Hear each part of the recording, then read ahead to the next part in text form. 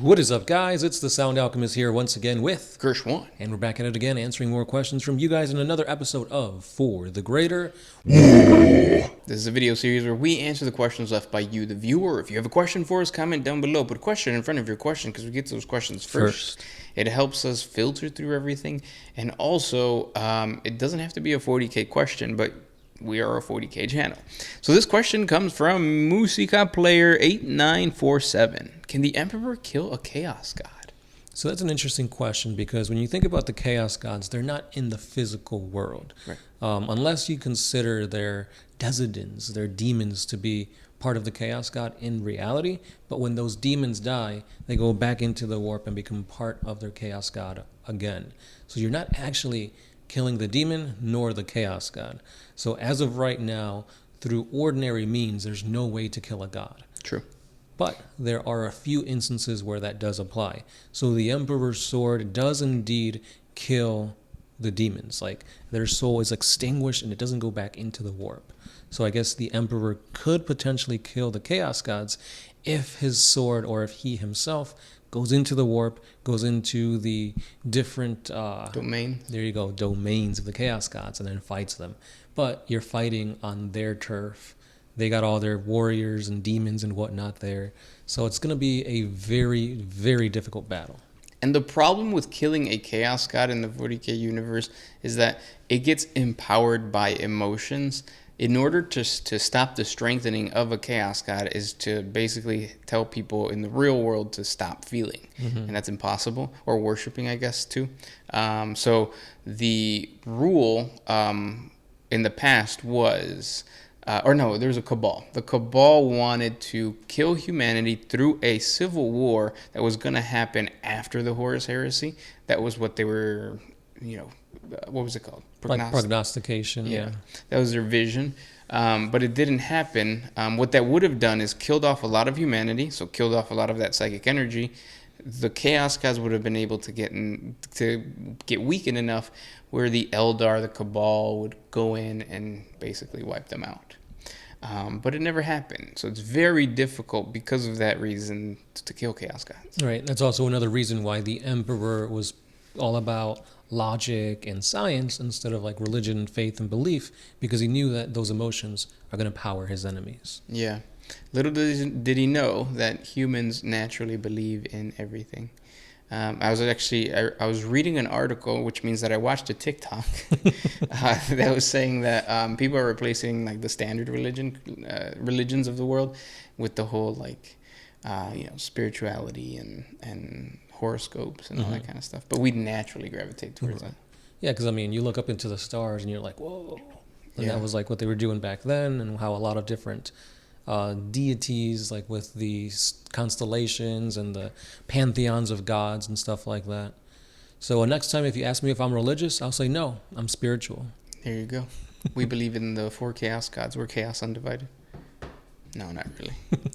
I would devote myself to one, and everybody knows what that one would be. Slanesh. Them titties. Next question. This one is by The Dog Player. Is it possible for a dead Marine to come back to life through a Kroot? No. So the whole thing is like, if a Kroot eats something, they gain certain traits. Yep. They don't actually become what they eat. However, there are shapers for that to make sure that they're eating and gaining the favorable traits. So for example, let's say a Kroot kills a flying creature and they want to have the wings. However, they can't necessarily pick out those traits specifically, so they might just get like light bones instead of the wings. And so obviously the shaper doesn't want that, so it's like, yeah, don't eat that. Yep. Yeah, so it's not part of, you're not consuming and turning into that thing. What you're doing is getting traits that might not even be what you imagine it to be. Yeah, that's why the Krootox, the Kroot hounds, those used to be Kroot that ate unfavorable traits and became these almost like subspecies. Yeah, which makes the lore of the Kroot really awesome, because then that means that in the past, in Kroot society, a shaper should have been like, oh, look, they turned into like very bestial things. Kill them. No, wait. Yeah. Let's keep feeding them this thing, so now that we can control them, which is just like psychological, like craziness. Imagine two countries going to war and then forcing them to like eat something so that they turn into bestial animals. That's a doom you don't want. Yeah, that's worse than like just dying. Yeah. But yeah, it's pretty cool how they have that trait, and now you could even play a whole Kroot army with the new codex. Yes. The Kill Team box was awesome, and now the new models just look amazing. Mm-hmm.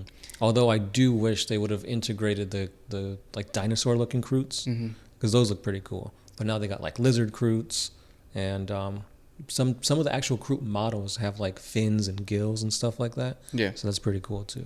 I do like that is it the Krootoxes, the ones that kind of look like apes, look less apey and more, I don't know, mount-like. Yeah, they definitely did like a whole redesign that looks really cool. Yeah. Next question comes from Trappy Jenkins. Why did you break up the channel to make content for less than 100 people? So the reason we broke up the channel is that we noticed around the holiday season that people tune in to watch a very specific thing because they subscribe for that reason, right? Like if you watch a 40 facts video and you subscribe to the channel, you want that 40 facts video. And then when you would see a For the Greater WAAAGH, people would just not like it and they wouldn't watch, which would be no big deal, but the algorithm would then say, well, next time you post a 40 facts video, they don't see the difference between a 40 facts video and the greater WAAAGH because it's a bot, it's an algorithm. So then it would say, oh, the viewers aren't watching this one. The channel must not be popular.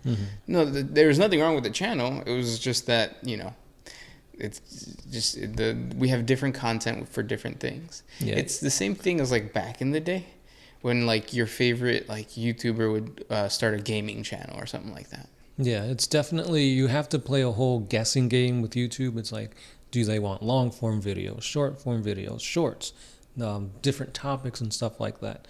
And eventually, like you were branching out, a lot of channels, they get into this whole repetition of, I have to make this type of video, I have to do this type of thumbnail. And anything other than that will hurt the channel because of the viewership and the algorithm not pushing it out, sending it to people who are subscribed.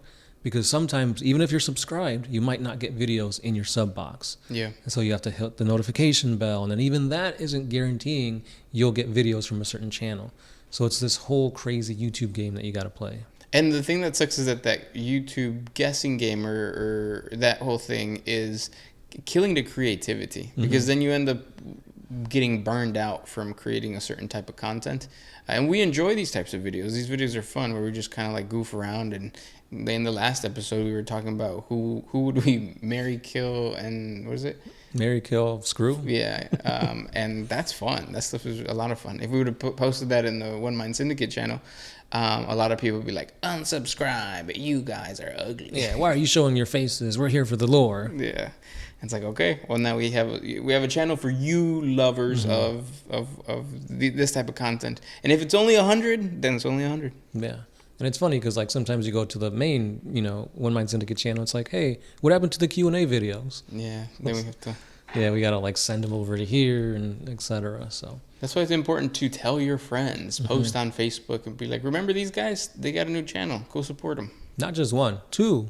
Yeah, we have a One Mind Syndicate podcast channel where we read the what is it, Horus Heresy stuff? Yeah, the Horus Heresy Primarch novels and give our opinions on it. So if you guys are into that, check it out. And it's not just the Heresy novels. We also have other topics on that podcast channel. So, true. Yeah.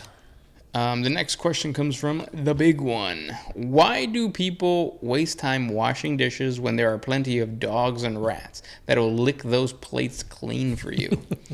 Because that's how you spread. What was the thing that was spread by rats? The bubonic plague? Yeah. Nobody wants no scavenge. But yeah, I think washing dishes and folding clothes are the two things that I just absolutely hate with a passion. Yeah, folding clothes is a big one because it's like, oh, I'm done. It's like, nope, there's that pile. Yeah. And it's every day. Yeah, it never stops. I wish we didn't have to do that somehow. I don't know. Demon Time Devon says, when will Russ or that custody guy, Valdor, whatever his name is, return? It's brought up a lot about the Wolfen and the omen to his return, but still, they never come. So I think that Games Workshop screwed over by creating these like myths of like the wolf in time is when Lehman Russ is going to come back, and that's going to be the end times. It's probably not. Yeah. It's like any time a Primarch is gonna come back, it's supposed to be like the worst day of the Imperium. The Imperium's on the brink of collapse. And it's like, well, I mean, yes and no, because I feel like the Imperium's always on the brink of collapse. The return of Guilliman was like, oh, Abaddon's 13th Crusade almost made it to Terra. And it's like when the Lion came back, it's like, well, a new demigod emerged and Abaddon allied with him. And it's like, oh no, they're on the edge of the soul system. So now with like the whole wolf time, that's the end times of 40K. And it's just all these doomsday like narratives. Like, it's not really a doomsday, is it? Yeah, no. So when is he going to come back? I have a feeling, and we talked about this, I think, in a previous podcast, all the Primarchs that are in the Warp are coming back all at once. Yeah. But at the same time, probably not, because GW wants to spread it out and they want to milk all their releases and make sure that, oh no, sales going down, Primarch time. True. So, and then Valdor? Yeah, so the whole thing with Valdor is we're probably going to have to wait a few more novels, because it's been teased that he's the Yellow King. He's got his own empire with like Space Marines with wings and Custodes and stuff like that. And his return will be a huge revelation for the Emperor.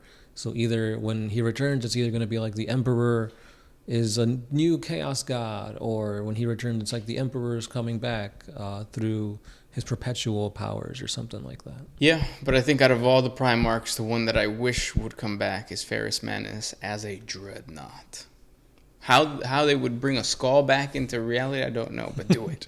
Yeah, because like he's dead. His skull is... I think Abaddon has his skull.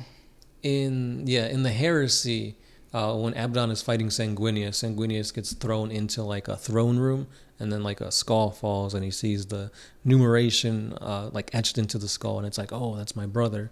Yeah. So yeah, Abaddon had it last. I don't know if he still has it. Yeah, no, not Abaddon. Horus. Horus, yeah. No, I think Horus gave it to Abaddon. Wasn't Abaddon like going crazy? And he was like talking to it. Yeah. But those were the questions for today. If you guys have more questions for us, please comment down below. Thank you so much for hanging out with us, and we'll talk tomorrow. Yeah. If you guys talk to your skulls, tell that skull to put question before his question, because we get those questions first. And as always, it's been the Sound Alchemist here with Kershwan, and we are out. Oh,